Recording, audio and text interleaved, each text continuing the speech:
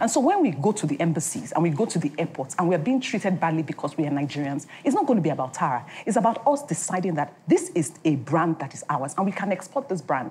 It doesn't have to be Tara. It can be anything. It can be Dakova, it can be Davida. But it is ours. And until we protect our brands, which is what the American people have done, protect our brands, and then we can sell it to the world.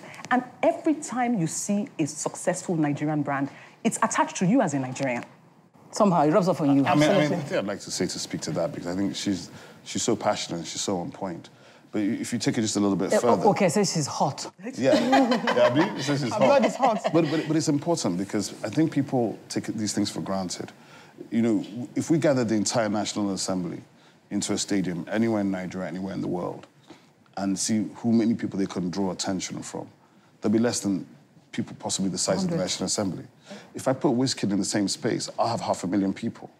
So, but it's true. So you have to understand the power of brands, the power of what we do, the power of our expression. And that's in what these ladies do. It's in what the music industry does. It's in what Nollywood does. And what we're pushing for is a cross-sectoral collaboration to continue to educate the public about the decisions you make when you consume our product.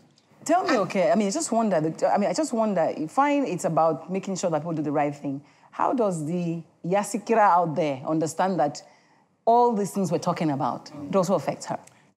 First of all, there are health implications, right? Oh, yeah, but talk about... apart from that, we're that era where we're trying to grow Nigerian businesses, right? And the only way we can grow the bottom line in Nigeria, the only way we can grow businesses is if our local brands thrive. How does that work? SMEs thrive. So I went to South Korea a few months ago. I was in awe of what I saw, and they said everything happened within 50 years.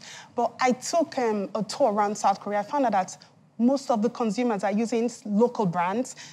Samsung is South Korea.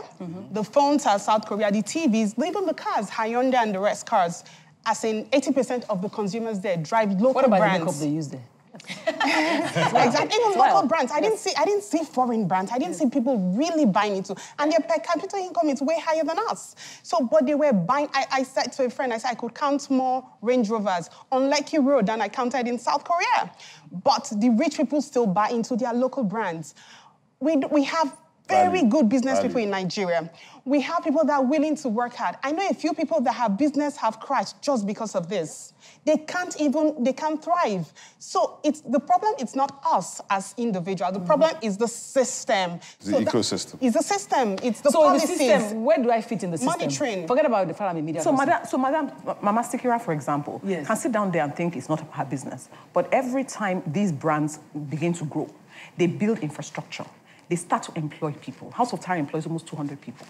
Your daughter can wake up tomorrow and decide she wants to work in House of Tara.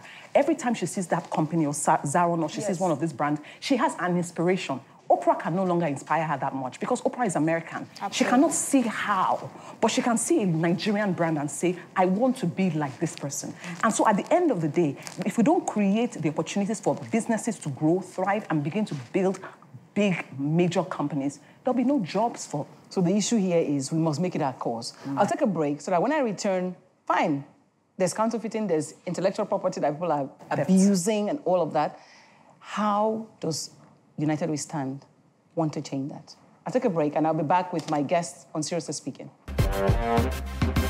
Welcome back. I told you we can't stop these people, but I need them to tell me what exactly we can do to be part of this campaign, because it's one thing to talk, it's another thing to walk the talk. So how are we going to walk this talk? Let's start off with you. Walking the talk is something we've been doing all our lives, right? How can we join you to walk the talk? Yeah, so, for example, we want consumer behavior to change. And it's the responsibility of all of us to be the evangelist. Yeah. Tell your friend to tell your friend to tell your friend. Tell Do you your happen sister. to anybody you know? Has anybody been bitten by this bug? Yes, so for example, I have someone who was working in my team who always used to buy pirated movies.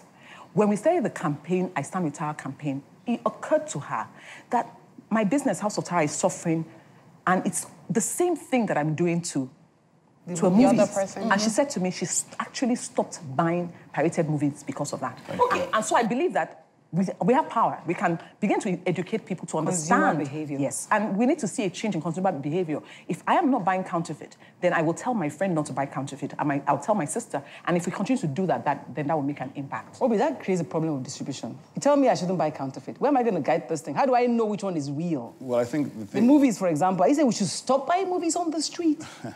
I think we're all looking for better and more secure channels of distribution.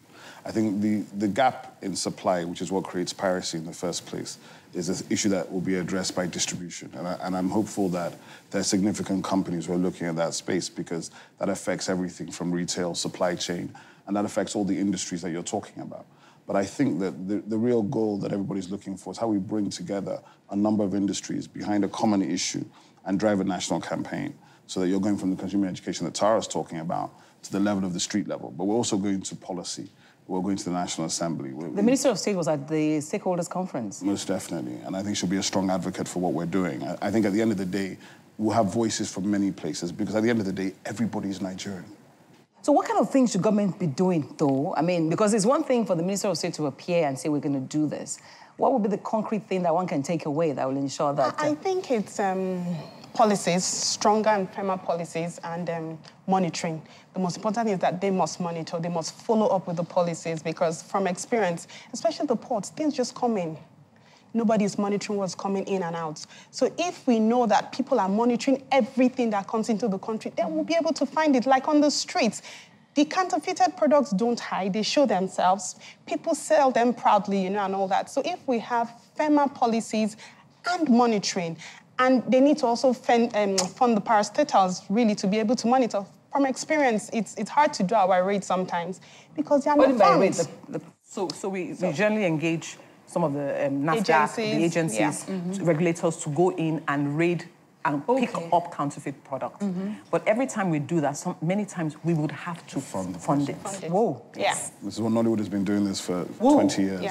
So is the music industry. That's our responsibility, because we... How do you manage with all the associated costs of running a business in Nigeria? I think this is where... You have to add that up, I think I just want to speak to that, because this is where we talk about policy engagement with government. Because at the end of the day, the truth of the matter is, if we look at the entire Nigerian federal budget and you look for Made in Nigeria in the budget, it doesn't exist. There should be Made in Nigeria in the budget? Well, not that it's Made in Nigeria. What I mean is this, not in the terms of a line item, but what I do mean is, what does Nigeria invest as a country to protect its brand, its IP rights? The number is zero.